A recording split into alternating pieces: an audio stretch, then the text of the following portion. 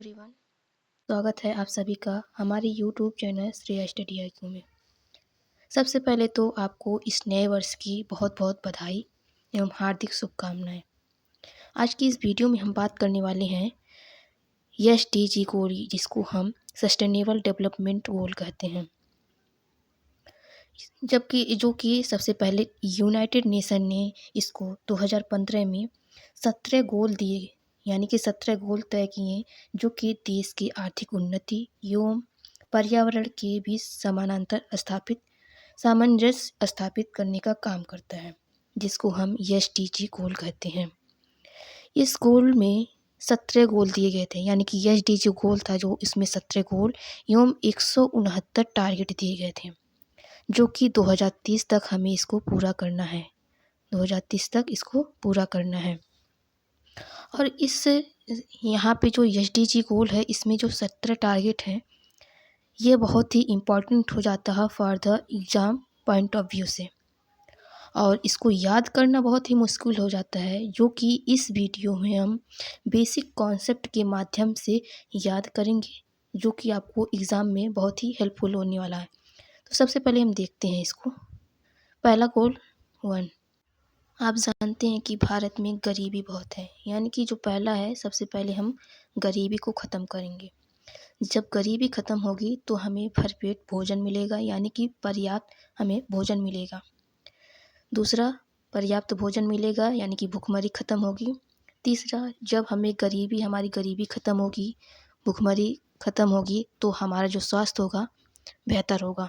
स्वास्थ्य कैसा होगा? बेहतर होगा। उसके बाद हम बात करते हैं, जब हमारा स्वास्थ्य अच्छा होगा, हमारा पढ़ने में मन लगेगा, तो यानी कि हमारी जो एजुकेशन होगी वह बेहतर होगी, हमारा जो शिक्षा है बेहतर होगा। जब हम पढ़ लिख जाएंगे तो हमें जेंडर गैप, यानी कि जो हम लिंग के अनुसार भेदभाव नहीं करेंगे। उसके बाद आता है छठवां, क्लीन वाटर एंड सैनिटाइजेशन, यानी कि हमारा जो पानी है, यानी कि जो जल है, उसको स्वच्छ रखेंगे और सुरक्षित रखेंगे। ठीक है।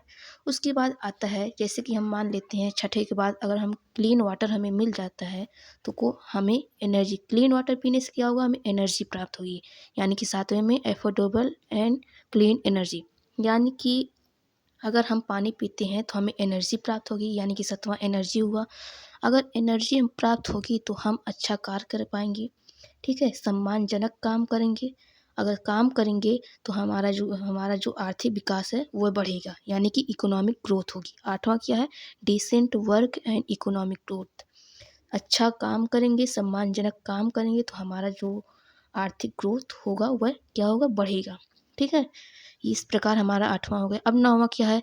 आप देखते हैं ABCD जो रीजनिंग में पढ़ते हैं, तो ABCD में जो आई का है, आई का स्थान क्या है? 9 है, यानी कि नौवां का जो प्लेस वैल्यू है वह आई का है।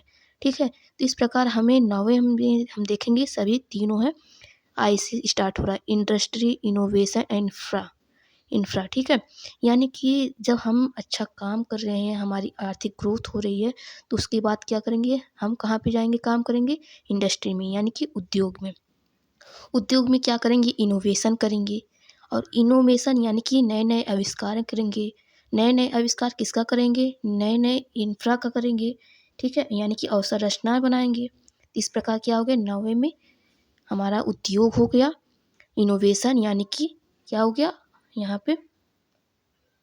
नवाचार हो गया, और हम किसका आविष्कार कर रहे हैं? नए नए अवसंरचनाओं का। इस प्रकार इसको हम याद कर सकते हैं। उसके बाद 10वां आता है, जब हम, यानी कि पाँचवां का उल्टा अगर हमारा पाँचवां दिया है जेंडर इक्वलिटी, यानी कि लिंग के अनुसार हम समानता करेंगे। यहाँ पे 10वां है, हम उसको जो भी हमारे देश में असमानताएं हैं लिंग के अनुसार, यानी कि लड़का लड़की का भेदभाव किया जाता है, वे खत्म होगा। ये किस में आ गया? 10वां में।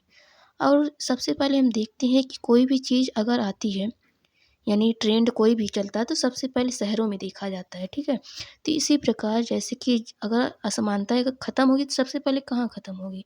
तो शहरों में। ठीक है, और कहाँ? समुदायों द्वारा ख़त्म किया जाएगा। इस प्रकार जो हमारा 11वां गोल है वह क्या है? यहाँ पे सबसे पहले कहाँ पे ख़त्म होगा? शहरों में ख़त्म होगा।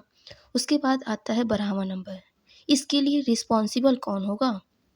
अगर जब ये चीज़ समानताएँ असमानताएँ ख़त्म हो जा रही हैं, तो हम क्या करेंगे, उपभोग करेंगे, नए-नए उत्पादन करेंगे। इस प्रकार ब्रह्मा में क्या आ जाएगा, हम जिम्मेदार उपभोग और उत्पादन यानी कि रिस्पॉन्सिबल कंजम्पशन एंड प्रोडक्शन, ठीक है। इस प्रकार बढ़ावे में ये आ जाएगा। उसके बाद आता है 13वां नंबर पे क्या आता है, क्लाइमेट एक्शन। अब इसको कैसे याद करेंगे, तो आप सभी जान रहे हैं कि प्रेजेंट टाइम में पूरे विश्व में एक क्लाइमेट चेंज की समस्या बनी हुई है। तो इस समस्या को दूर करने के लिए हम सबसे पहले क्या करेंगे, क्लाइमेट एक्शन करेंगे, ठीक है। और जब एक्शन करेंगे तो 14वें में आएगा लाइफ बिलो वाटर, यानी कि सबसे पहले हमें जो जल के नीचे का एरिया है उसको सही करना पड़ेगा, ठीक है। वहाँ के पर्यावरण जो दूषित हुआ है उसको ख़त्म करना पड़ेगा। ये इस प्रकार हो जाता है 4वां लाइफ बिलो वाटर। 15वें में आता है उसके बाद लाइफ ऑन लैंड, यानी कि जब जल में हम पर्यावरण को ख़त्म कर दिए, जो पर्यावरण प्रदूषण को ख़त्म कर दिए, उसके बाद हम ज़मीन पर यानी कि लैंड पर जो प्रदूषण है इसको ख़त्म करेंगे। इस प्रकार 15वां हो गया लाइफ ऑन लैंड। जब हम क्लाइमेट एक्शन लेते हैं, नीचे जल के नीचे को प्रदूषण को ख़त्म करते हैं और ज़मीन के ऊपर के प्रदूषण को ख़त्म करते हैं। इस प्रकार हम देखते हैं कि पूरे विश्व में शांति आ गई। क्या आ गई, शांति, यानी कि 16वें में क्या आ गई, शांति, पीस होगी, जस्टिस, यानी कि सभी को न्याय मिलेगा और यहाँ पे सभी लोग मजबूत बनेंगे, ठीक है। इस प्रकार हम देख सकते हैं। उसके बाद 17वां आता है पार्टनरशिप फॉर द गोल्स, यानी कि सभी लोग मिल के इस टारगेट को कंप्लीट करते हैं। इस प्रकार आपको याद हो गया होगा। 2-3 बार इस वीडियो को अच्छे से रिपीट कर लीजिएगा। आई होप कि आपको ज़रूर याद हो जाएगा, ठीक है। क्योंकि बार बार एक एक नंबर याद करना मुश्किल हो जाता है और अपनी भावनाओं में अपने विचारों के माध्यम से अगर हम किसी चीज़ को याद रखते हैं तो वे लंबे समय तक रियायत रखता है, ठीक है। इस प्रकार आप लोग बताइएगा कि ये वीडियो कैसी लगी। थैंक्स एंड सब्सक्राइब कर लीजिएगा।